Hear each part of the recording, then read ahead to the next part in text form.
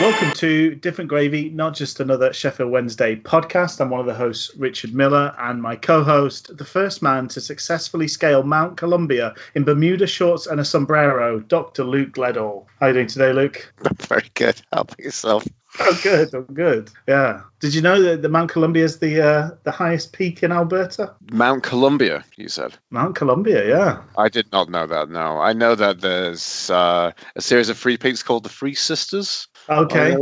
That's something prominent, I know. But other than that, I'm a bit naive and I haven't really ventured out much into the mountains. Hopefully when I learn to drive, then that will change. So there we go. I backed off giving the highest point because they give two numbers for that and I'm not sure. So you've got elevation, which is 12,293. Yeah, exactly.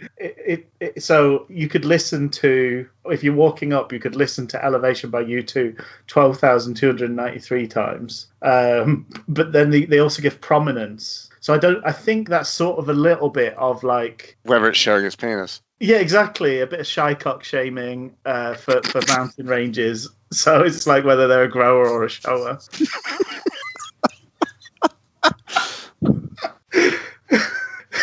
I was going to say elevation U2. That's a lot of wooing on the way up, isn't it? Yeah. Woo! That was that one, wasn't it? It was. Isn't that the mole digging in a hole? No, digging in a hole, calling it excavation. Yeah. Bono is truly one of the. He really scrapes the barrel at times with his. Would it? I think it'd be the most ironic and fitting thing in this season if you and I, Rich, were sued by YouTube for using their song, like the pinnacle of it all. Like, would be like, how can we actually show that we're actually? Surely this is parody beyond all means when we've used your song. And just imagine South Park Bono just running through, going, yeah. I mean, only Bono would write the mole living in a hole, chewing up my soul, going down excavation, and think, tell you what, chorus that's chorus. Do that again and again. 4 times I'll sing that. Every time I sing this song, I'll make it a single. You should have included Ghost and Toast and little It's up there, isn't it? Get Desiree on the writing credits for that one, so she can take a third for that one. Oh well, so in terms of Wednesday bits and bobs, it's actually been a bit of a bumper week. It has. Are we going to have to? I think we're going to have to roll out to the full meaty HooHoos. Ask and ye shall receive. Breaking HooHoos. Yeah, breaking HooHoos. It's been quite a week. Full meaty HooHoos, eh? I'm just in the mood to a really terrible Scottish accent, as I sometimes am. Like meaty clacker of HooHoos. Ready to drop. Jim White's face is puce. So we alluded to this in the tweet about last week's episode, but just as we kind of wrapped up recording and put the episode out, it all became official in terms of the fact that the Championship will be back the same weekend as the Premier League. So we're looking at kind of 2 weeks from now. Sorry, wow. And we also know that all of the games will be available to watch on Sky or BBC, I think. And if you're a season ticket holder, you'll be able to watch them all on iFollow. So we've also had, in a sort of addition to that announcement, a couple of managers, including our own very, coy chap in charge, Gary Monk, saying that they were taking quite aback by the timing of the return to football, which makes me think we were probably pretty close to, in terms of the votes and things like that. The EFL is just trying to railroad the football teams that they look after into a course of action, whether they want to or not. But what did you make of the sort of several announcements? And I think it was Warburton that also sort of came out with a similar sentiment about the timing of football being back. Yeah, what did you make of all that, Luke? Well, it's interesting.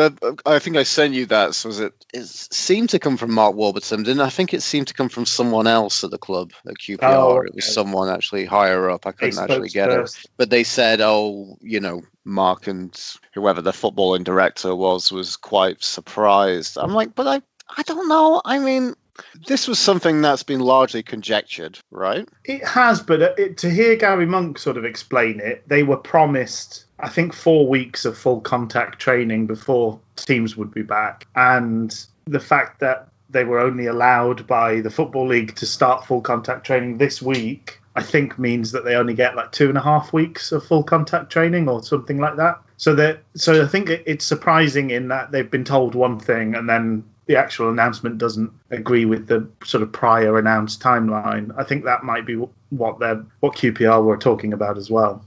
Right. Okay. Sorry, I get distracted every time you say contact training. I keep thinking of Deeply Dipply by Right Said Fred with a contact sport, let the neighbours talk. Oh. And I guess so. It does sound like a bit of quibbling over what probably amounts to about 3 days. Well, I think with the greatest respect, and I think so many of these options I really think we should have dealt with previously. We should have dealt and had a lot more forward thinking about like, hey, if this happens, what do we do then? I think there really should have been a lot more kind of discussion like ahead of previous to this, because I feel like everything's been done on the fly in regards to this. We're building the plane as we fly it right now. Well, I heard The Guardian described, the Premier League are calling this Project Restart. The Guardian described it this week in an article as Project Hope for the Best, because we're in a position where, unfortunately, I feel like I've moaned quite a bit about the response to this virus at times, but footballers are getting tested. They're being tested several, almost, I think, on a weekly basis, maybe even several times a week. I think it's twice a week, I think, a lot of cases. Yeah. So the overall figures for the UK are that 1 in 1,000 people have the virus at this point in time. Amongst footballers who are getting tested probably more than just about anybody else in the country, it's 1%. It's just under 1%. So you either think, footballers are particularly susceptible to this, or they're getting tested really well. It's probably a lot more like 1 in 100 in the country at the moment, and you just don't have the testing in place. But even well, this was the case with Sam Winnall. Getting him being tested. How long ago was that? Now is that mid-April? Yeah, that kind of landed kind of a month into kind of lockdown procedures and cancellations of different things and whatever you want to call it for wherever you are in the world and from whatever kind of situation. But I think pretty much primarily for most places in the Western world, it's probably about mid-March. Yeah, that all this kind of kicked off, right? And because then it was the 13th, just the day prior to the home game against Forest, which is we should be going back to, probably on the 20th. And that's when they pulled the plug and said, no, we're not doing this, which fair enough. But obviously then Sam Winnall was in a privileged position. I feel like I understand now that I think here where I am in Alberta, Canada, for a provincial level, the chief medical officer is a lady named Dina Hinshaw, who's become a bit of a Dr. Dina Hinshaw, who's become a bit of a cult hero. So I think, just a very nice kind of comforting kind of matter of fact kind of updates. Kind of, I guess, the closest I think any Canadians will get to the shipping forecast. In terms of, if I'm not looking at this thing just incredibly and massively callously and gallows humor. But anyway, I think they've talked about the fact that there is available asymptomatic symptomatic testing for anyone who kind of wants it, I think. Yeah, okay. I may be mistaken, but I think we're kind of getting towards that with most places in the world, I want to kind of say. Or maybe the latter stage of this first surge of the pandemic, I want to say. So, Yes. But they're obviously primarily within, they have the money and the ability behind them to make that happen for, footballers. So, and there seems to be quite a host of people who've been tested who've said, I'm kind of surprised, I feel fine, Yes, yeah. Well, that's one of the weird things with one of the sort of frightening things is you could be somebody that's got it and not be affected and go about your daily life and affect lots of people. Exactly. And that's after this, we should probably just feed in, there has been a positive test from a member of staff at Hillsborough as well. So how many, if you're one of those people that's asymptomatic, and maybe you've gone to work for a week whilst you've been affected, all the people you've interacted with, potentially, you could have given the virus to, and it's not to say that they will sort of fare better with it than you will. They might fare much worse. So it's all those, it's that kind of domino effect, but you don't actually know. You don't know if you're one of the dominoes necessarily. Exactly. And that's the mentality of, doing a lockdown is basically just assuming that everyone has it for the ideal to curtail and, flatten the curve, et cetera, et cetera, et cetera. I mean, I guess there's some news articles about people having some, there are people who have it who do exactly fine. There are people who have it who everything is a spectrum, there's no great black and whites in this world. And, but I was reading an article today about the fact that there's people who, who've had this for months. Yes. It's not been something which you've got over and then you're free after 2 weeks. There's people who are like, well, I feel fine, but I'm still having it positive in my test. And there was this article I was reading about this journalist in Glasgow who's, basically having the thing in waves. Right, yeah. And I think the longer you have it, basically, the worse it kind of it seems to get worse and worse the longer that it goes on for people. But sort of in addition, so I think the tone of the article in The Guardian was basically what would have derailed this project. This is not a project based on the science necessarily. Like, the UK is opening up quicker than some countries, or lots of countries that have a much better handle on the outbreak than we do. We are opening up for economic reasons. We are not doing it because it's particularly safe to do so. Some countries like Spain and Italy have almost got rid of, and Germany, I think, for this matter, have almost got rid of all cases, or they kind of know all the people that are affected and kind of can see, they know the impact. If somebody's ill, they know, okay, this person met with this group of people, so they all need to go. So they can isolate cases, whereas in the UK, we don't have any handle on it in that way. It's all pretty much chaos. So football is coming back because Sky and the international broadcasters want it to come back, and the Premier League owe matches to those broadcasters. The Championship is coming back because we have to step in line with the Premier League, otherwise the Premier League punishes the EFL. I mean, they barely give the EFL anything, but they have a tiny little bit of sort of stick and carrot that they can wave over the EFL, and they are very want to use it, as and when it appeals to them.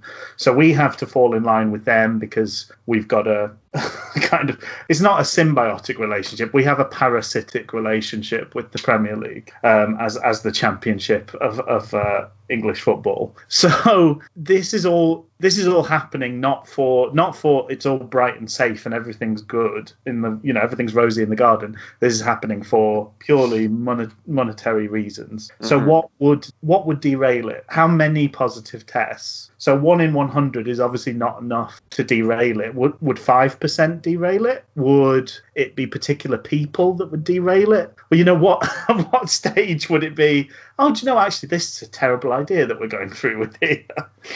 I don't know. It's so hard to know what the parameters are because, as you say, we're sort of making this up as we go along, and there's lots of fingers crossing and hoping for the best. And hopefully it does all work out for the best, but there's still an awful lot that we don't know, particularly in terms of sort of neutral venues and things like that. So we know some chunks of it have become very clear. Maybe we'll know in the next week or so some of the other bits, but it seems bizarre that in 2 weeks' time, Sheffield Wednesday are having a football match against someone that we don't know who it is and we don't know where it will happen. Well, it will seem to happen at the, it'll be, it was a home game that was planned, so it will be at Hillsborough. That's an assumption, though. It is an assumption. I mean, I was thinking about I was hoping for the completely, absolutely mad as bananas, hermetically sealed games on the moon that we're going to be having. And when I say moon, I mean some indistinct location, footballing park in the Midlands somewhere. Have you? I don't know. Apologies again for talking about UFC and mixed martial arts, but have you picked up any of the back and forth between John Oliver and Dana White? I did. I saw John Oliver taking the Michael out of Dana White. Yeah. Well, because a journalist, so the UFC has a plan to hold fights in an undisclosed island location, which is literally the plot to Mortal Kombat. I did not realize that. And so a journalist was talking to Dana White and sort of in passing called it Fight Island. And Dana liked that idea so much that he went and patented the phrase Fight Island. So they now have that on T-shirts and things like that. But John Oliver was criticising the use of Fight Island as being not particularly clever and suggested as one of the alternatives UFC, as in SEA. And Dana went and got the patent for that as well. So he was sort of thanking John Oliver for giving him the good idea. But it's been quite an amusing back and forth. But yeah, you could have done that I'm sure like Abu Dhabi or somewhere would put up some kind of temporary village. How are the facilities coming along for the Qatar World Cup? Maybe we now just all play bubble soccer. I always think that looks so dangerous. Are you talking about the one where you're entirely in a ball, or the one where your body's in a ball but your legs flail around loose? Your body's in the ball but your legs flail around. Yeah, yes. That looks so dangerous to me. I don't know. It could be funny. I just feel like we're also like as well with the Premier League. So I don't know if this is going to apply and going to be the same for the EFL as well. But again, this is perfectly fine that we have a system where there's one rule for one and one rule for the other because the Premier League is its own body and can do whatever the chuff it wants, which is continually frustrating. I think for me and I think for a lot of people. But I mean, they're talking about having 5 substitutions. They're talking about extending, the subs bench is going to go from 7 to 9. That's been given, I think. They've decided on the 5 subs. Yeah. So, but I mean, that's probably not going to be the case for the EFL, is it? Or when I say EFL, it's primarily just going to be the Championship. Is it going to be the League One playoffs? Are they going to do that? Is that what's looking about happening? Do they? I mean, apologies for being so ignorant, but do they have 7 subs in League One and League Two now? Because they didn't previously. It was only the Championship that had. That's an interesting question. That's something I might look into while we're just kind of chattering and nattering on about this virus and its implications on the world of sport, and no one really seems to know what's going on. So Sky, just to kind of fill in with some real facts that we actually know, Sky have set up the sort of punishing schedule of 3 games in a Saturday, which is a 12:30, a 3 o'clock, and a 5:30 kickoff. A 12 p.m. game on a Sunday. It seems weird to have 3 games on a Saturday and only 1 on a Sunday, but I guess that's Premier League. And maybe not showing 3 p.m.s in the Premier League. I don't know. Whatever's happening there. They have made an admission that basically whoever made the implication, maybe the government, has eased that Saturday 3 p.m. kickoff. Yes. TV moratorium, if that's the right word. Which will be interesting to see if that can get put back in place afterwards, because that's the thing. Sometimes these rules get broken and then it's harder to put them back in place afterwards. I've always found it an odd one. So it's just to sort of complete the week, but the Tuesday and Wednesday, a 5 o'clock game, a 6 p.m. game and an 8 p.m. game, and then on a Friday a 6 p.m. game and an 8 p.m. game. I've always found it a little bit because of Sky, they've started to make a nonsense of the 3 p.m. not having a 3 p.m. kickoff thing. Because if you have a Premier League match that starts at 1 o'clock, you have to live within 10-15 minutes of your local team to watch that game and also go to the game. That's also going by the process of, is televised football damaging attendance? In that case, it is damaging attendance for those people who say, I don't want to go see my local team. I mean, on this note, like I've heard people say that, Tuesday night midweek games at Hillsborough sometimes may be damaged by if it coincides with a Champions League round. Right, but I'm like, that's the problem is that's going to deter a certain category of people. Like I've heard it deter a category of people. It wouldn't deter me because I'm clearly got a Wednesday fever, and the only thing that'll cure me is punishing myself with a midweek game at Hillsborough. More midweek games at Hillsborough. More cowbell. More cowbell, yes. More Calpol. More S6 Calpol. More footballing manure. No, well, that's what I'm sort of saying. Like, so the 3 p.m. kickoff rule is to try and protect attendances. But what I'm saying is, if you're the sort of person that having an other game on at 3 p.m. on a Saturday would be the reason you don't go and see your local team, well, they've already eaten into that at both ends of the game, because the 1 o'clock kickoff means you can't get to the match really anyway. And if you wanted to see the 5:30 kickoff, once again, you can't get back in time to watch. So do you know what I mean? It's like... Yeah, but then it also caters to, I think there's people who kind of live a lifestyle where they think, I'm going to have a few drinks on Saturday. I'll go to a pub, or I'll go to somewhere that has me captive near to the game I'm going to be watching. I'll have a few beers while I watch, I don't know, Chelsea Everton, or some crap from the Premier League that I can't really bring myself to even think of some teams, even though I have actually BBC Sport open now and I'm looking at the Premier League table. Crystal Palace versus Watford. Oh, what a match that is! Oh. Bees against Eagles. Are they killer hornets? Hornets, they are. Yeah, they're hornets. Are they the murder Brentford hornets? Are the bees.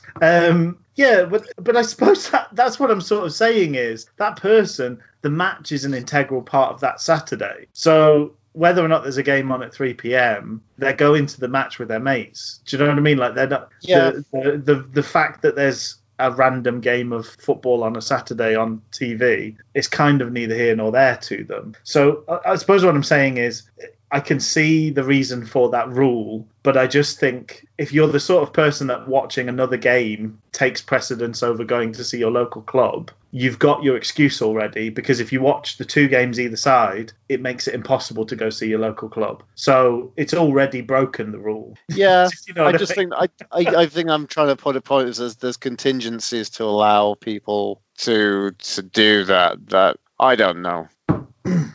I still don't think if we know definitively whether it's really deterring people from going to games. It's hard to see because obviously the little microcosm that we watch football through is the Sheffield Wednesday microcosm, and our midweek games the atmosphere has been really bad the last season or so. Yeah. And I don't know how much of that is the fact that you can watch every midweek game on Sky. So if it's a bit miserable or you've had a hard day at work, you've got an alternative. I mean, it speaks to me because I guess I'm identifying as maybe a little bit into Sheffield Wednesday because me and you decided to do a podcast and we've done one every week since. It's like...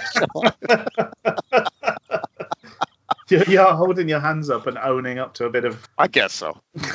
Reticently being... Some warm feelings towards Sheffield Wednesday football. Warm feelings for Sheffield Wednesday. That S6 Calpol's got a hold of me. Anyway, where were we in talking about events that happened this week? We've talked about we talked about a provisional date for the championship coming back, which has been given since the last time we did this podcast. That's correct. That's right. That's right. Okay, we can check that off the list.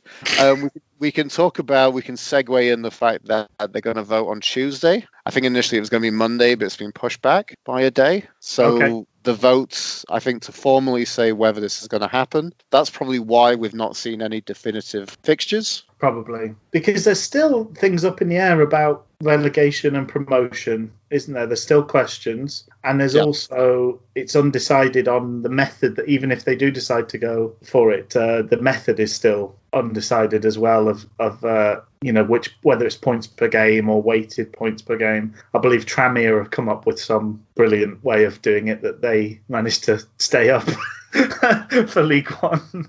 If you work it out this way and we don't count Tuesdays, we win the league. Can we do that one? But that will, I think in part that, Tranmere had gone into the postponement with 3 wins in a row. So for them, they would like something that accounts for your form and doesn't just go, well, no, you were 4th bottom on the games that were already played, therefore you're 4th bottom kind of thing. It's for them something that kind of goes, well, yeah, you look like you were turning a corner is much more worthwhile. So there's going to be, everybody's got a vested interest, haven't they, in these things and how they get sorted out.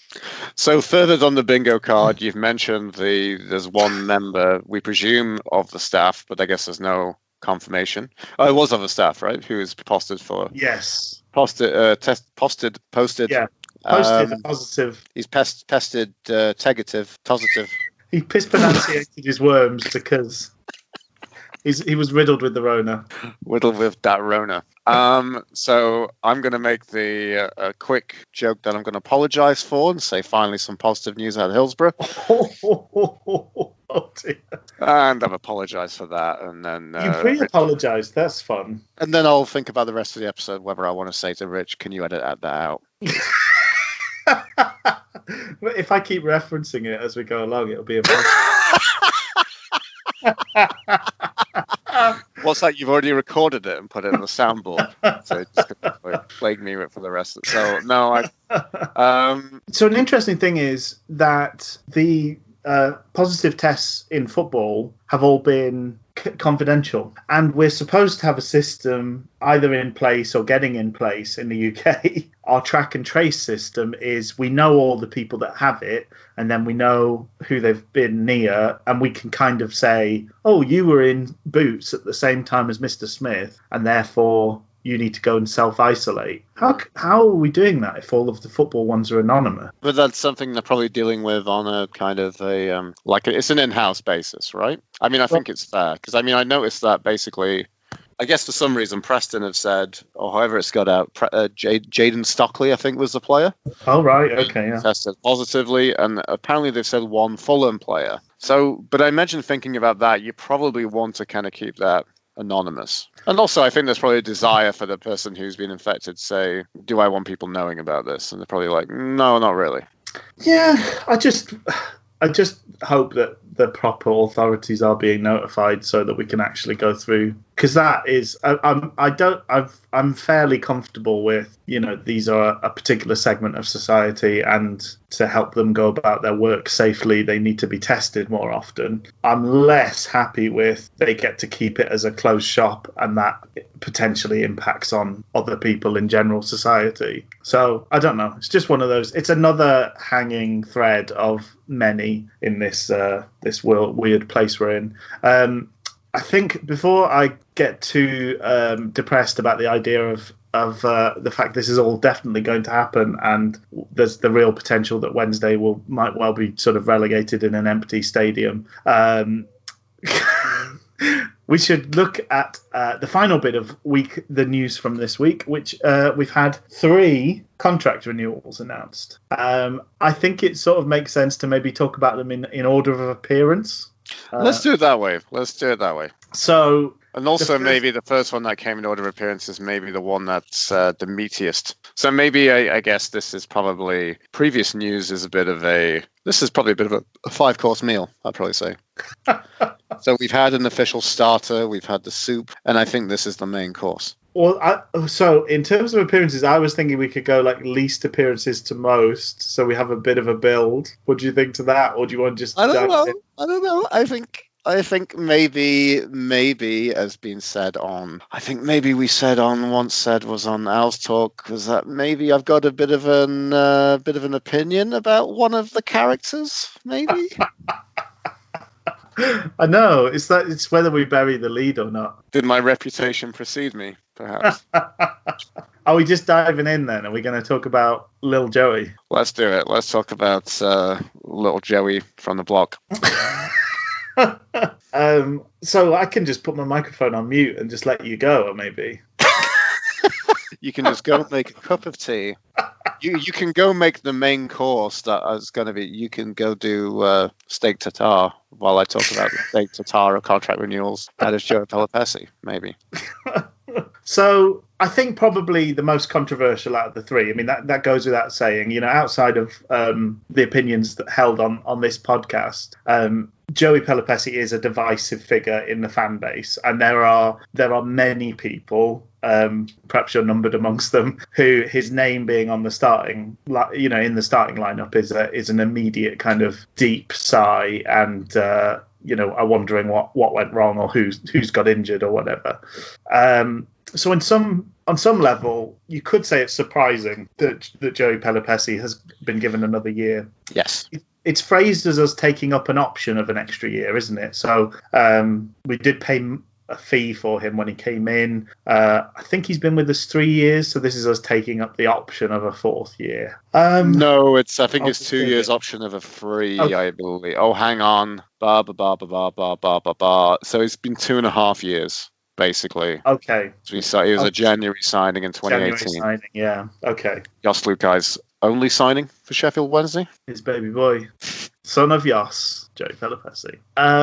So I we sort of joked ahead of time that we could do a bit of kind of like order and kind of present our cases in terms of whether it's a good or a bad thing that Joey Pelupessy is staying. But just to kind of I'm going to lay out some of the positives, and then I'll let you kind of respond. Well, I think we have enough time, Rich. I think you can lay out all the positives. I don't think you have to I don't think you have to be stingy with the positives here, Rich. It depends how deeply homoerotic we're going to get in this section. And I know that's not something we shy away from. You know, we bundle headlong into such issues on a regular basis. But I'll go on a purely sort of, a footballing level. So I think this summer is a strange one, and I think all three of the renewals at this stage have to be cast in the light of, one, we don't know what the summer transfer window is going to look like, just in general. Take Sheffield Wednesday out of it, it's going to be a weird transfer window because clubs have been months and months without any income, and it's going to be truncated, and we don't know what next season looks like, and we don't know how long it will be before clubs are taking ticket money in. So having a kind of surefire option on hand that you don't have to go and spend huge amounts, presumably in terms of signing fees, and you don't have to pay out transfer fees, that is going to play a pretty heavy factor in several decisions, I think, at lots of different football clubs. So I think that's one of the things, is he's a known entity. Whether that's good or bad, we can decide on the balance of things. And I think we can say, we can put the gavel down on that one and say, we do know who he is, Your Honour. We do. Can you point out the offender? Yes, there he is. There is Joey. That little guy with the big thighs. Faisy Malone. So I think, although he is a distinctly limited player, it's rare that Joey Pelupessy lets us down, and particularly I think this season when he's come in, he's actually not dropped the clangers that are kind of a bit of his unique calling card. Calling card, yes, yeah. Oh dear, I left a little clanger for you. He's a fit guy. He doesn't tend to get injured that often. He's a good age. He's 27 years old. So he's kind of in his athletic prime. And actually, there's a piece on The Athletic, Nancy Frostick kind of making the case for Joey Pelupessy. And basically, compared to what Hutch has done this season, he's actually not a million miles away in terms of performance. So I think they're quite different defensive midfielders. Hutch being kind of all action and trying to sort of enforce his place on the game, and Pelupessy being much more of a kind of passive. This is silly. He's nothing like this player. He's nowhere near as good. But a kind of Makelele style defensive midfielder, not hugely involved, not doing a huge amount in terms of the play, but kind of shielding off channels, occasionally making interceptions and dealing with very simple passes when they get the ball, giving it to the people who are better at attacking. So in terms of tackles per 90 minutes, Pelupessy's on 1.82 and Hutch is on 1.9. In terms of interceptions, Pelupessy's 1.95 every 90 minutes and Hutch is on 1.8. I just want to interject and say this is a really glowing reference for Joey Pelupessy. You know, if you asked almost as good as Hutchinson. If you asked a reference from me, my letter would be back, hello, your name, whoever asked for a reference for Joey Pelupessy. This is to confirm that Joey Pelupessy was at Sheffield Wednesday from this date until this date. He made this many appearances and scored 1 goal. Yours, Luke Leddell. And then the last little bit, in terms of successful passes per 90 minutes, Hutch is better at that. So he's 34.7 per 90 minutes, but only 0.6 of a chance made every 90 minutes. Pelupessy only makes 21.9 successful passes per 90 minutes, but makes 0.4 chances per 90 minutes. So they're almost exactly the same in terms of the chances they create. So in terms of a kind of, if we're picking one or the other, Pelupessy seems to do just about as much as Hutchinson. I would argue, in terms of what he does attacking-wise, Pelupessy knows his place and doesn't hold us up or slow us down in the way that Hutch does, because although Hutch sometimes plays lovely passes and has a positive contribution, more often than not, what he does is add an extra pass in that slows things down. So, yeah, for me, if it's a like for like, I'm imagining Pelupessy's on less wages. He's presents less problems in the dressing room because whatever side we're on, it feels like Hutch is involved in aggro in the dressing room and has been several times. So I think we've managed to maintain a sort of decent... I hope he's not first choice for us, but the other unknown with our summer is we could easily be in League One in next year, and I think Pelupessy would be more than good enough for League One. So that's my kind of little pocket case, and I haven't got into the fact that he's got those guns. That you just did. Yeah, it's a little piece on the end. P.S. Guns. The guns. So that's my positive case. Okay. I want to try and look at the positives as much as possible. I think it's been said that it has been said in. I also think I do want to say, Rich, I think there's a lot of things I see where you're going with the positives, but I could just, for the sake of this and for sport, just rip everything you said to shreds. Well, do if you feel the desire. I'm picturing you sort of strutting back and forth in the courtroom, maybe mopping your brow occasionally. I always imagine that kind of Southern lawyer thing. So if it's something you can say, I do declare. Mr. Pelupessy. Love it. Thank you. That's the picture complete in my mind now. I can rest easy. Oh, I've got to watch Knives Out again just for Daniel Craig's awful Southern accent as well.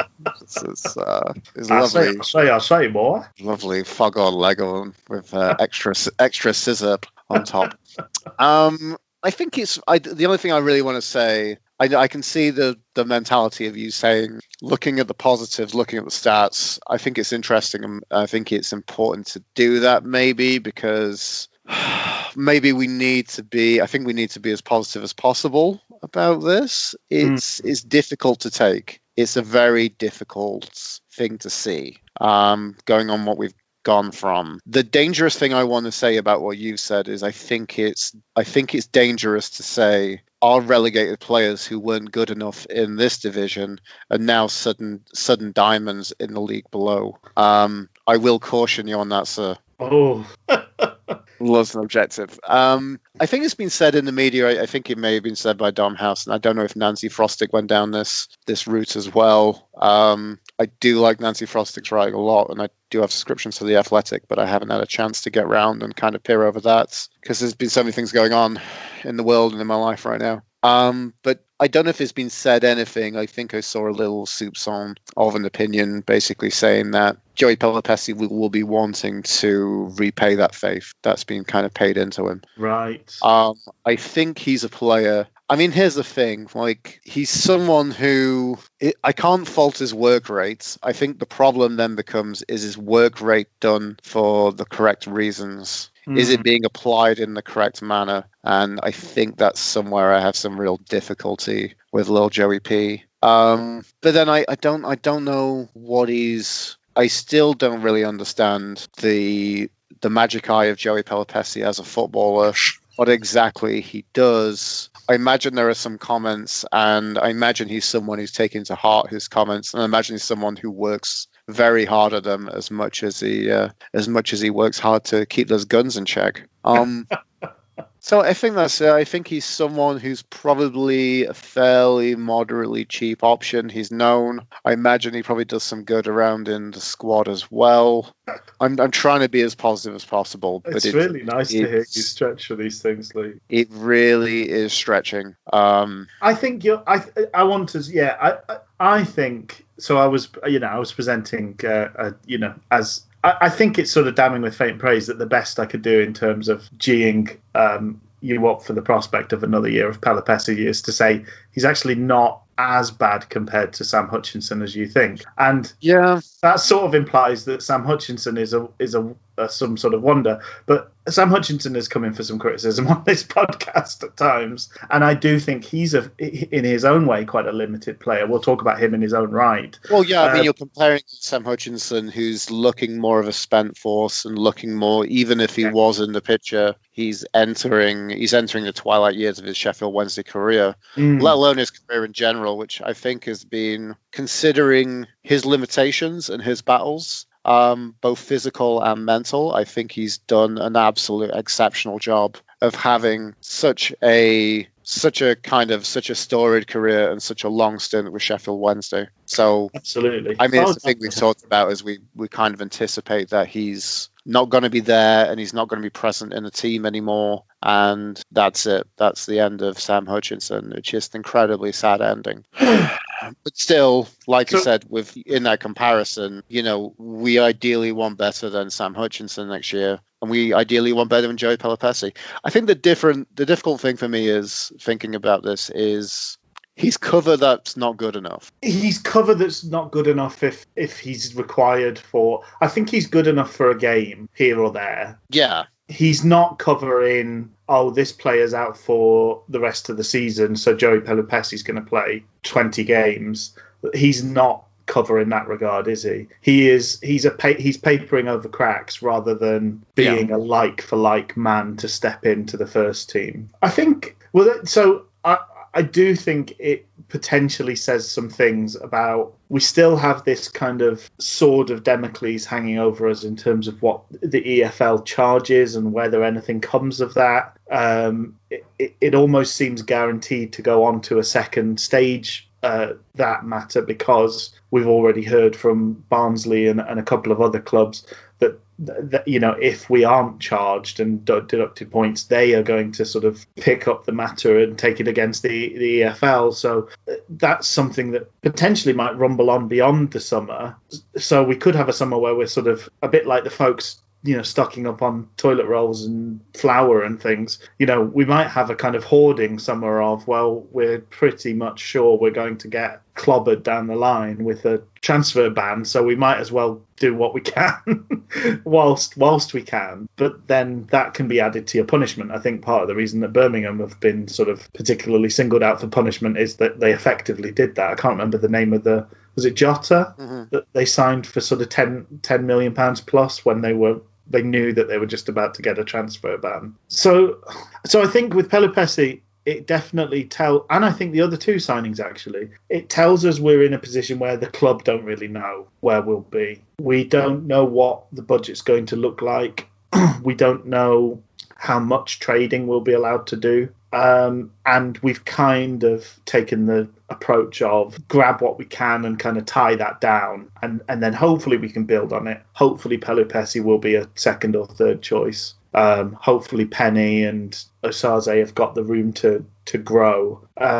But worst comes to worst, they might all three be first teamers next year. And that is a difficult situation. That's a much less positive, exciting position to be in. Potentially next season, that's a tough season if that's where we are. And it speaks to the fact we could easily be in that spot. So it's definitely a mixed thing signing Pelupessy, and I think on the balance it is more negative than positive. It is slightly worrying, but business sense, I sort of think he'll be on the same terms as he was signed for, and I think he's probably worth having around for that. To be honest, the Dutch league and most leagues outside the Premier League, players are not paid anything like they're paid in the top two tiers of English football. So he's probably on a very reasonable wage, and for his energy, his fitness, hopefully a bit of positivity. He seems to be a well-liked character, as you say, in the dressing room. Hopefully that's why the decision's been made. You know, he's a good guy to have around, and he doesn't cost much to have around, so why not take that extra year? But it does, on the face of it, looks a slightly worrying decision that we've had to make. Okay. Are we leaving Joey there? I think that's the main course, yeah. That's the main course. We've devoured the main course of Joey Pelupessy. So we'll move on next to Matt Penny. Matt Penny, which, yes, I would say would be the dessert of this. And Urugide being a kind of, maybe a fireside cigar? Cigar or a coffee, yes, whatever you... Yeah, coffee whatever you like. Oh, little aperitif afterwards. Perhaps. Yeah, so Matt Penny, who's, obviously came through and had some real surge of just some incredible performances and really looked like a great player, then someone who we managed to tie down to a contract to the end of this year. So it must have just been a 1+1, effectively, which is why we've got this option for 12 months. I mean, all of these contracts are options that we've taken up. Yes. So, I mean, I guess we'll still have more to discuss in the future whenever the season is over and whenever we get the time to look at any sense of renewals and any official released by the club and when we get the chance to look at that. But obviously right now, these players have been extended for another year. Matt Penny, who's going to be spending the rest of his season as he was already, seeing out the Bundesliga 2 with St. Pauli. Yes. Yeah.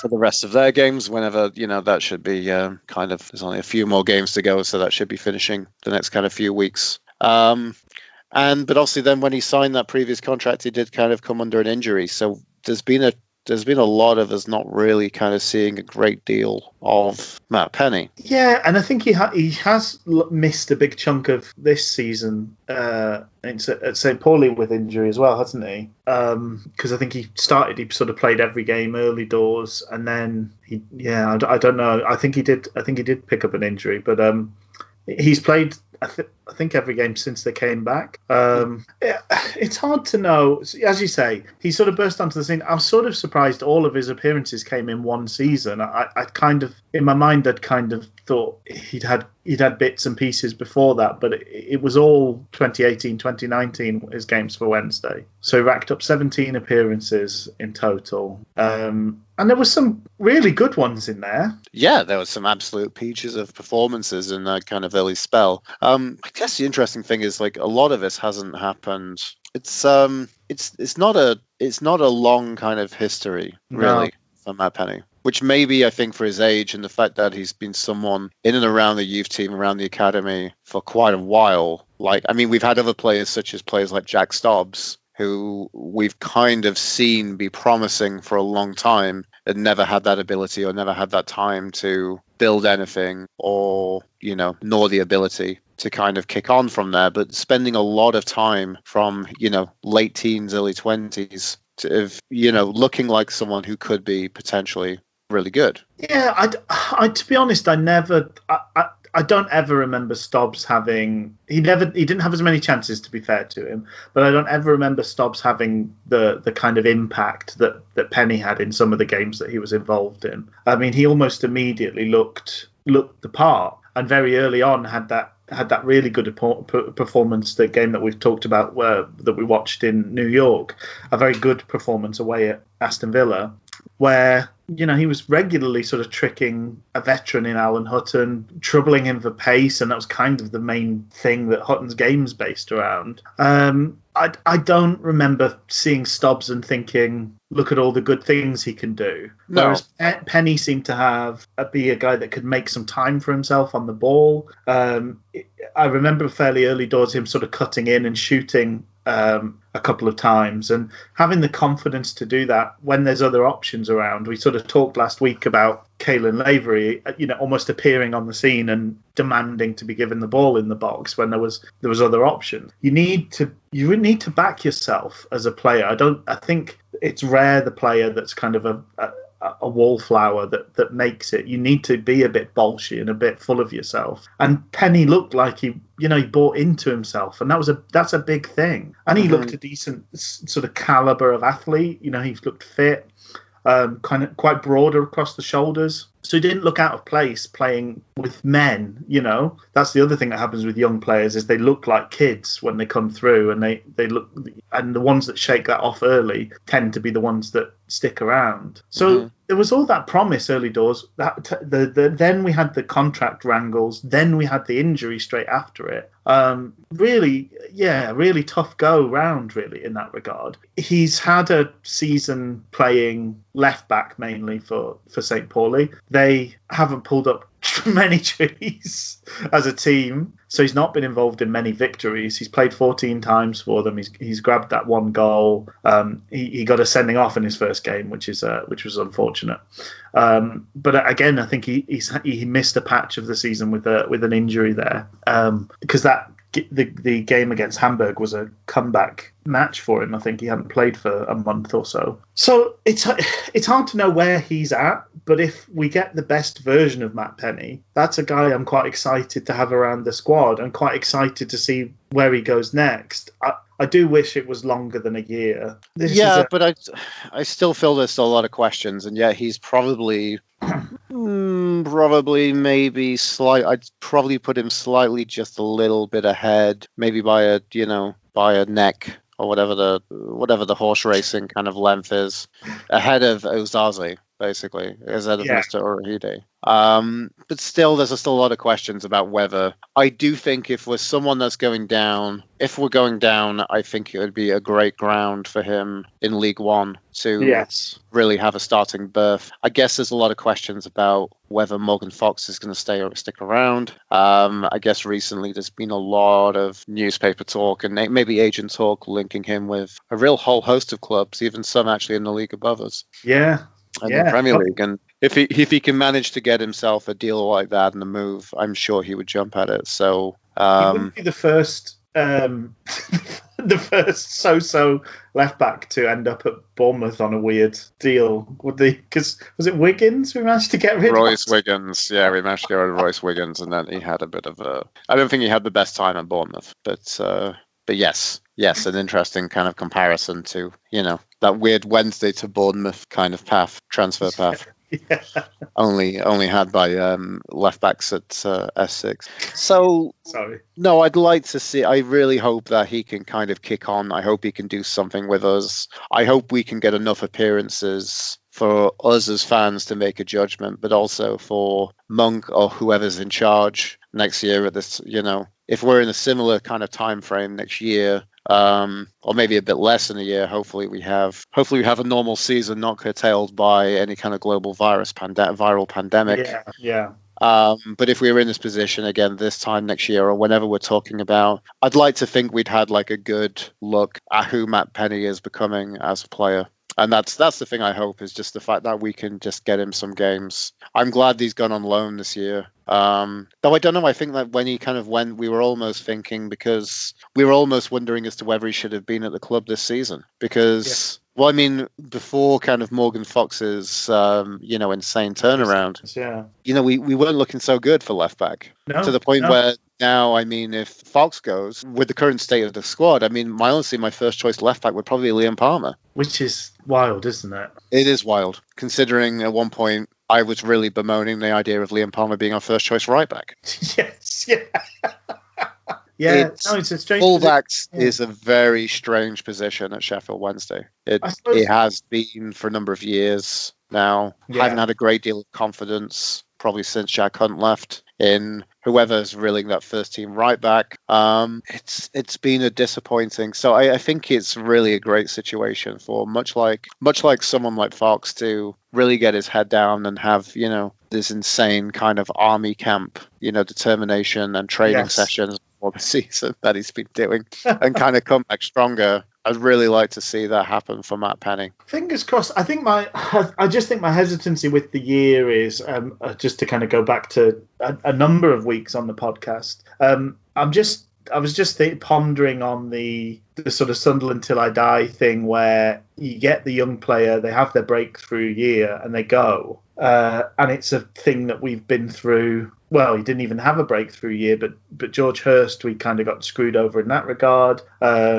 Sean Flair, that we had that sort of saga. And I'm thinking, like, Stuart Donald sort of talks about, we should build these deals so that we're rewarded for the work we put in. But it's a two-way street. If we said to Matt Penny, here's a 2-year deal or even a 3-year deal, it's yours to sort of make. There's built-in stuff for appearances and goals and whatever, in assists, clean sheets if he's going to be playing at fullback. And I know this is very Football Manager-ish, but it's almost like here's a kind of blank paper deal that gives you a decent wage that you're on now, but you can make it into something special if you become the left back that we want you to be. And that's the sort of loyalty that you'll give it. You're taking a punt on them and showing faith in them by giving them a longer deal than maybe would feel natural, but hopefully they reward you with that as they grow into the player. You've got that player to thrive within your squad. Giving someone a 1-year deal, you're almost asking them to screw you over, because it's like, well, we don't trust you enough. Like twice we've now given him a year deal. So we gave him a year with an option. We've taken that option, and effectively what you're setting yourself up to is, if he manages to hit the ground running or at any stage has a good run, we either have to sell him in January or give him a new deal in January, or he walks away for nothing. And it's just frustrating to kind of see that played out again and again. And I know I can understand all sides of it. I'm full of empathy and things like that. I can understand the players thing. I've only got so long, as you touched on with Morgan Fox. If he genuinely has offers to play in the Premier League and people are casting admiring glances, I think he's got the sort of mentality where he will back himself and think, well, I'm good enough to go do that. And he owes it to himself to take the opportunity if that's there. Exactly. And I also would think maybe just this is complete. But also for Fletcher. Fletcher's a striker who's probably in high demand, and even someone at his, ripe age of 33, but still showing kind of a lot of promise and aptitude this season. And I imagine him probably taking the best deal for him. So I feel like I'm kind of resigned to both of them leaving, which is sad. Yeah. But there we go. We'll see what happens and what transpires with those two players. But just obviously looking at Fox in light of kind of the younger players who've been, Matt Penny, there are opportunities to kind of kick on and to kind of define yourself as a first team regular, as someone in and around the match day 18.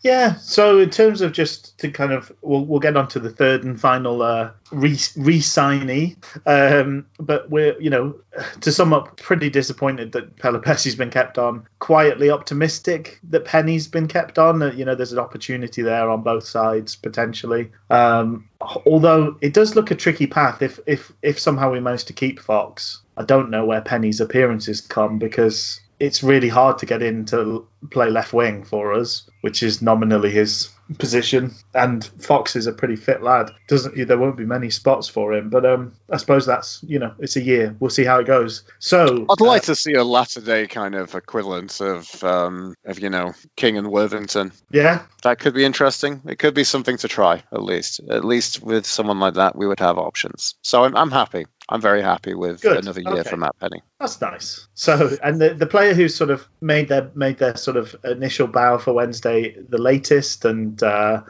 has played the fewest games, we've got Saze Urugide has been, we've taken the option for an extra year with him. Where do you sort of feel he's sitting at this point in time?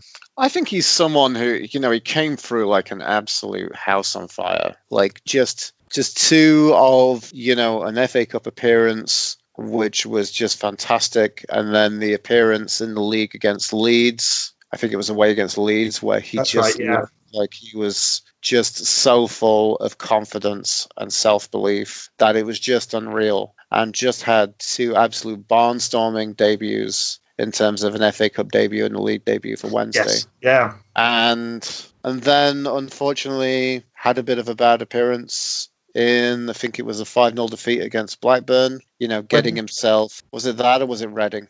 Well, so he did have a bad appearance against Blackburn, and he also then got sent off against Reading, got 2 yellow cards. Mm-hmm. So 2 wonderful performances that looked tremendous, and then 2 absolute stinking performances. Yes, very much so. He was taken off at half time in the Blackburn game, was he? I believe it was. I believe that's actually what happened, yes. So actually not on the pitch for 3 of Blackburn's 5 goals, so maybe he escapes with slightly saves a bit more face than some of the other players that were on the pitch. Mm-hmm. That was also it was such a strange. I mean, that was one of the very worst performances I've seen from Wednesday in such a long time, and we were very unfortunate to lose Luongo.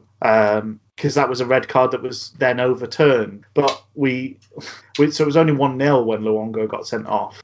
That's one of those where it's like, okay, the sort of after-match punishment we were saved from, but there's nothing that helps us. The referee ruined the game for us. So, Urugide was on the pitch. It was half-time. It was 3-0 at half-time, so there's only 2 goals scored second half. I wasn't sure with the 45th whether they just scored straight away, but that obviously would have been 46 minutes. Yeah, so literally just 4 appearances, like we've mentioned. An exact 50% win rate, I would say. Yes, yeah. 50% win rate for the team and also for Azazi as well, because those 2 games were just absolutely phenomenal for him. And then he's put up with one where he's sent off at half-time, and the one where he's sent off taken off at half-time, one he's sent off just after half-time. With Urugide, the other thing, that sort of caveat to add in, is to date, as far as I'm aware, he's never played in his sort of chosen position. He is a centre-back, supposedly, and he's always played right-back thus far. So potentially there's a bit of, I don't know, because that's one of those things that we've talked about Tommy Spur. Tommy Spur, people would still say, when he was like 32 years old, having played all of his career as a left-back, people would still say, oh, he's a centre-back by trade. He's like, no. He was a centre-back for 2 years when he was a teenager. He has made a living as a left-back. It's no longer a valid excuse. But I wonder, and forgive me for making this comparison, whether it's a little bit like someone like Dominic Iorfa, in that you have someone who looks so powerful and pacey, and then you think, oh, let's put them on as a fullback because then it can get down the wing, basically. Yeah, quite possibly, yeah. Because Urugide does he looks a decent athlete, doesn't he? He looks big and strong and quick. We were talking about Pelupessy's thighs. He's got some juicy thighs of his own. If you just want to objectify him as much as possible, sure. Yeah, if I can objectify a 19-year-old young man and as a man comfortably in my late 30s, if that's okay.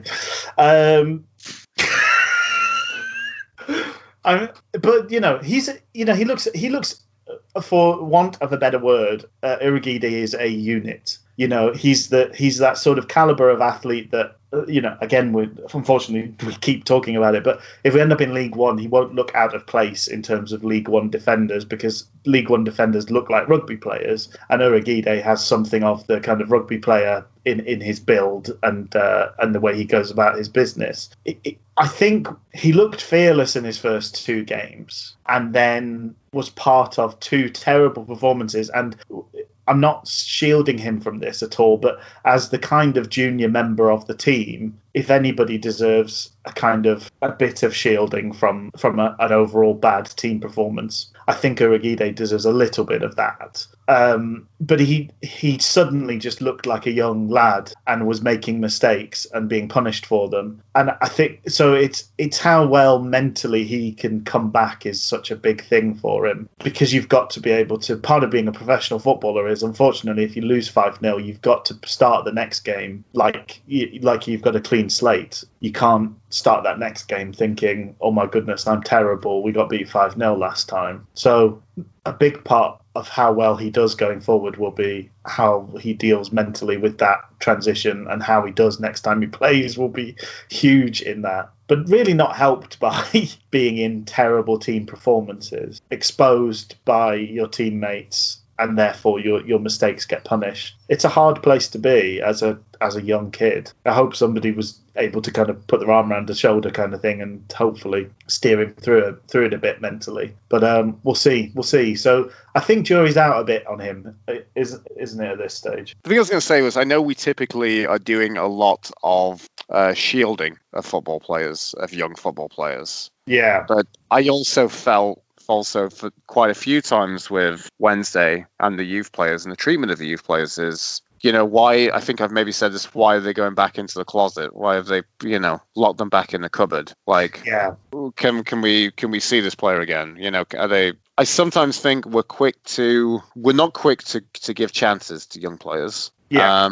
We're not quick to forgive young players if they make mistakes. No. Therefore, we're not quick to bring them back out and kind of bring them back into kind of footballing first team kind of society. Well, that's it, because Urhoghide, after that game, there's definitely were games where we ended up with sort of injuries or things like that, where almost the most sensible thing to have done would have been to bring. Well, we saw Moses Odubajo come back from the dead. Yes. So it was almost like, Urhoghide, you were so bad that this guy I told to find a new club in January is playing ahead of you. And what does that do to the mentality of a young player? But I think that's a false way to look at it, because I think it's a false way to look at. I think we have to be mature enough, and I think we have to kind of encourage a culture within the football club of that, if your attitude and your application and your professionalism is there, then it is not the sunset of your Sheffield Wednesday career. You have a chance to turn things around. Yeah. I think the interesting thing, though, was that Urhoghid's chance was given, or we felt Urhoghid's chances were really given because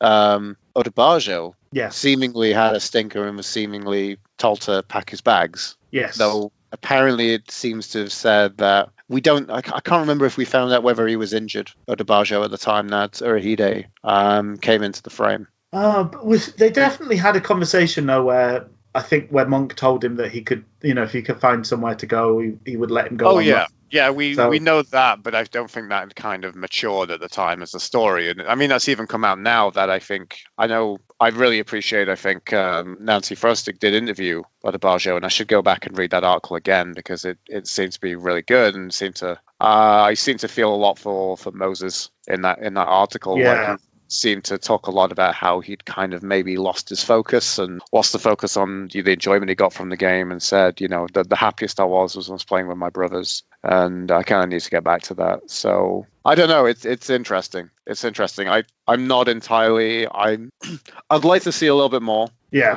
I hope he comes back. I hope his attitude's good. I hope he, has that opportunity to kick on and kind of a bit more of a presence in around the squad. But I have less expectancy around him as opposed to in contrast with Matt Penny. And I'm also on the flip side of that. I'm also hoping for that right back berth that we see a lot more from Odubajo in the future. Yeah. And again, we got good, Odubajo and Palmer, both very decent right backs on their day. Yes. completely. Odebajo has less days so far that we've seen than Palmer, but hopefully, as you say, he sounds like a pretty formidable character, and hopefully he could have a kind of Morgan Fox-esque turnaround. He seems to have that kind of determination about him, and there was certainly enough good bits from Adebayo to make you, if you can put that together and lose some of the kind of sleepy moments that let people in, then hopeful for him. And I think some of his moments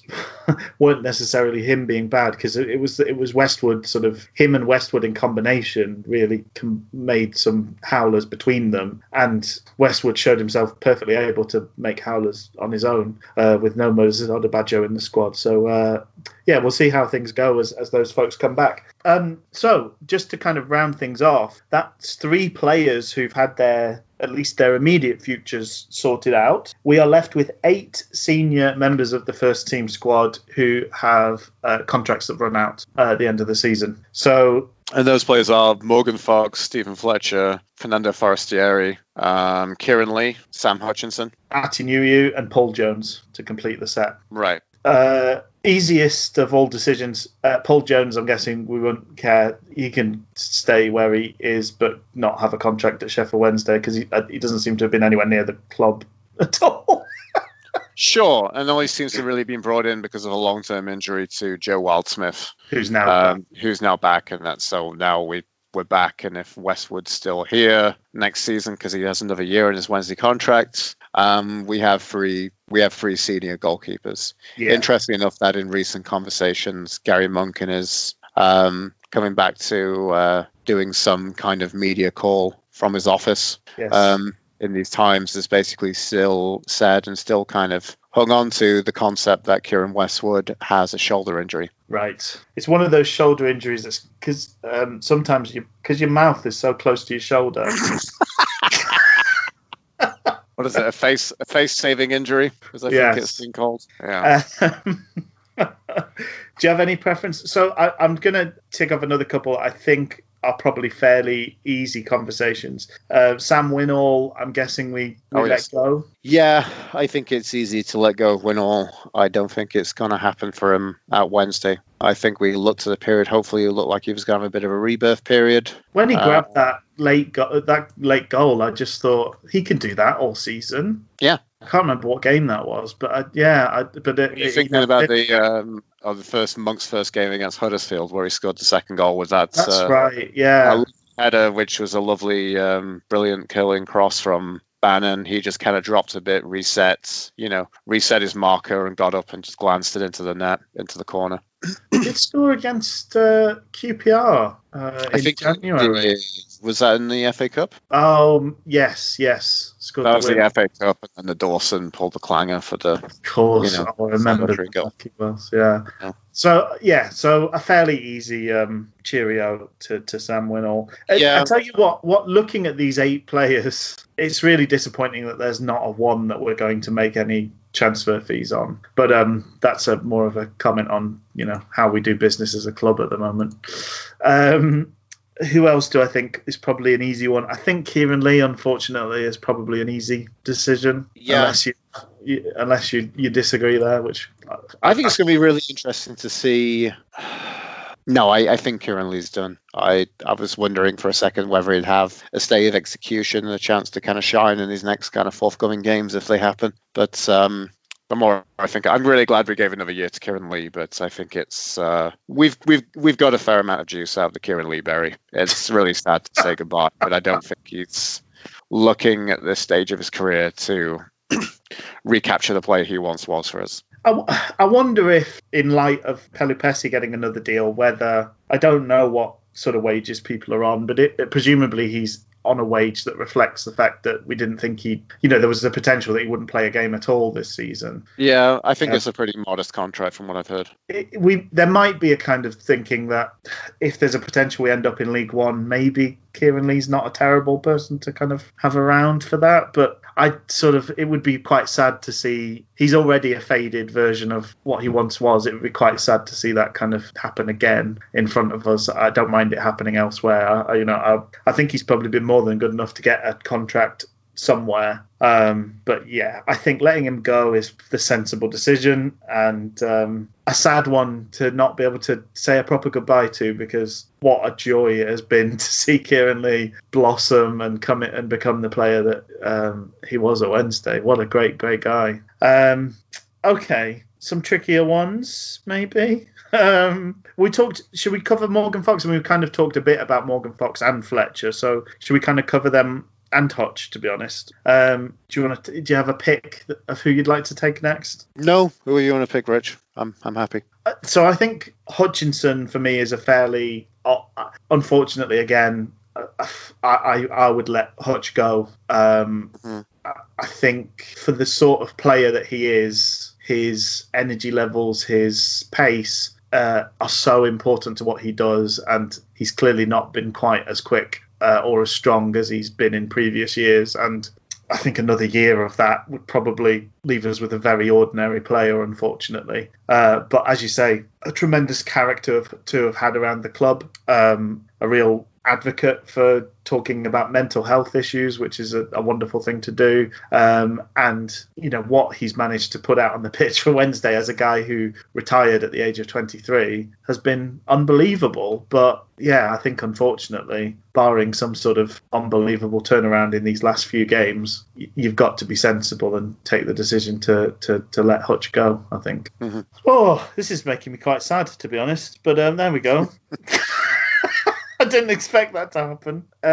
So are we both in agreement that Fletcher and Fox, if they would sign for us, we'd like to keep hold of both of those two? Oh, yes. Yeah. I think that's pretty emphatic. I think we, in an ideal world, we keep both of them. Whether or not we can do that, we don't know. As you say, it's fun to see those, fun and worrying at the same time, to see those rumours start to swirl and people get linked to the most bizarre clubs. I think Fox has also been linked to Celtic as well as the two Premier League clubs. So I heard Rangers as well. Was that correct? Oh, right. Okay. So, yeah. So he's got his pick of the old firm, apparently.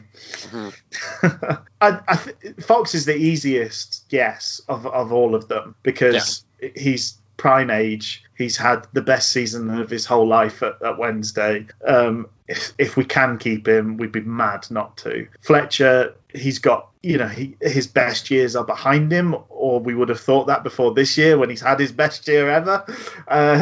He still had a big chunky injury in the middle of that, so there's the natural question marks you have over someone who is the wrong side of 30. But it would be churlish beyond belief to not want him back after what he's done this year. And if he can, especially if he can replicate the form he was showing prior to Christmas, once we get back to things, a rejuvenated Fletcher is going to make himself impossible not to offer a new deal to, and unfortunately probably a very tempting prospect for an awful lot of clubs in the Championship and maybe the lower end of the Premier League as well. So more divisive, sort of interesting questions here for the last two. We've got Ati Nuyu, 30 years of age. And I would really like to see more of Nuyu. I'd like to see Nuyu. I know it's again, he's a divisive figure. I think for those moments where he comes through, I think we need Nuyu. I don't think there are many characters like Nuyu. I don't know if we're going to get one like him. I think he's been a great servant to the club. He's had some good times. He's had some bad times. But I think still, more good moments than bad. I totally agree. I've always been a fan of what Nuyu can do. I know he doesn't, he doesn't get the goals that you'd hope for from a striker, but he brings so much to the team more often than not. And the amount of times, one of my favourite sights over the last few years of watching Wednesday have been when we've brought Nuyu on and the opposition defence have had to have a little conflab to just decide what they do with him. And more often than not, what they try to do doesn't work because he's immovable. I think, as you say, almost impossible to replicate what he does. He's almost always fit. He's played 30 games this season. He's always there. He's always an option. He's got 3 goals. That's not great. It's not maybe what we'd hope for, but he's always there. He's always plugging away, and he's always an extra roll of the dice, which you end up needing in games more often than not. So yeah, I'd like to see Ati given another year. Plus, we might be in for another fun end of the season with Atty, because he looks like he's come back pretty trim from his time at home. So we might get a kind of burst of the Atty, and without Schwau, but the Atty that finished that season with getting loads of goals with Schwau for Jos. So the final one, Fernando Forestieri. He's gonna have to go. As far as I'm concerned, he's just not provided. Considering that we're in these financial times, I'd be really interested to see where he goes next, and also I'd love to know, but I'll probably see. Obviously, we won't know as fans what type of contract he's going to get, but I imagine he's probably been handsomely paid for his time here at Sheffield Wednesday. And it's been a long time since the Forestieri of old, really. And I was really hoping we'd have a bit more. I was really hoping, even if he's inconsistent, we'd have a few more kind of good and excellent moments of propping up, and it hasn't happened. And it's been so disappointing. Yeah. I think we often do I think a lot of Wednesday fans are typically doing a lot of kind of managing their expectations. Yes. Regarding Forestieri, I think everybody, even the more maybe pessimistic and maybe more kind of slightly grounded. I don't think anyone. I don't know. Maybe I feel like I've written him off for quite a while, but I think we actively make a point of not getting our hopes up for Fernando Forestieri to do anything really. Just in the vague hope that, like, if he does do something, it would surprise us and it would please us. But yeah, he's been I'm trying to think. I'm sure there's some.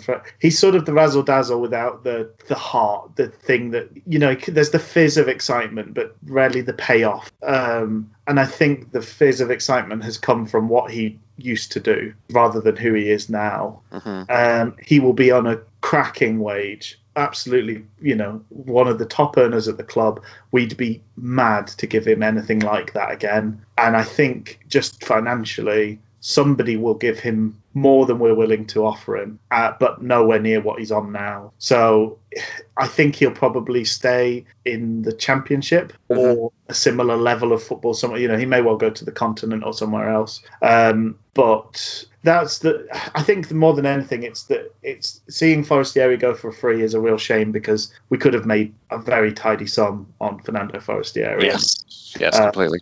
It's disappointing that we've got to this stage with him. But for me, this summer, it's a no-brainer to let him go. And to be honest, I'll be glad to be kind of rid of the psychodrama that comes with him. But very sad to lose. I mean, how exciting was Forestieri to watch in Carlos's first year? What a tremendous, dynamic, brilliant footballer to watch, and he's given us some great moments. But it's all the stuff that comes along with him. He's the Pete Doherty of being a cheeky inside forward. Occasional flashes of brilliance, but an awful lot of mess and skag. Would you say he's what a waster? What a waster is pissing up the wall, Rich? There's a touch of that, isn't there? We can't stand him now, can we? We can't. There's a huge amount of what might have been, with Forestieri, and that does naturally sort of put you in kind of maudlin space, I think. But yeah, I think this summer it's a very easy decision. I'd be very surprised if he does stay on. So I'm just thinking, looking at anyone there, do you think Forestieri probably stays at about our level? Morgan Fox, if he left, we'd expect to be our level or above. Same with Fletcher. Yep. What about the likes of Hutch and Sam Winnall and Kieran Lee, maybe even Nuiu? Where would we sort of expect them to go if they go? I'd be surprised if Kieran Lee could get something at Championship level. He might drop down the league. I don't know how much he's going to be good at League One level. I can see him being like the star man at like an Oxford City or something like that. Do you know what I mean? One of those weird teams that plays in like yellow and blue. You mean Oxford United? Oxford United, do I mean? Yeah, Oxford United or someone like that. Mansfield. Yeah, well, maybe he could go back to Oldham, Or back to Oldham, yeah. Return, the Wanderer returns. The prodigal son has returned. Yes, yeah. Him and Paul Scholes pulling the strings in the midfield. I'd love to see that, the man with the golden touch. New You, I think, could still do a job at Championship and still could be, I think, a fair coup for another Championship club. Yeah.